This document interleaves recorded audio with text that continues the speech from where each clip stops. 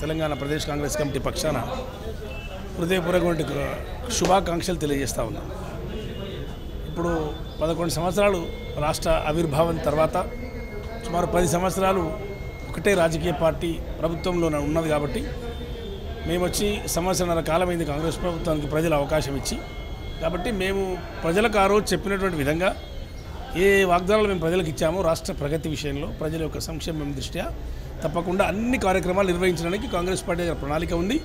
ప్రణాళికాబద్ధంగానే Congress party ప్రజలకు ఇచ్చిన హామీలు నెరవేరుస్తుందని చెప్పి తెలియజేస్తాము.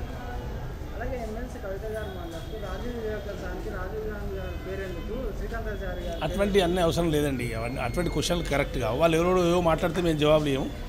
రాజీవ్ గాంధీ గారి యొక్క బలిదానము, రాజీవ్ గాంధీ గారి యొక్క దేశ సేవ, వాళ్ళ కుటుంబం యొక్క బలిదానం అవన్నీ దేశ ప్రజలు గుర్తుంచుకొని దేశంలో అది ఒక పద్ధతి ఉంటుంది. కానీ ఎవరెవరో పేర్లు పెట్టమంటే ఈ ప్రభుత్వం పేర్లు పెట్టదు.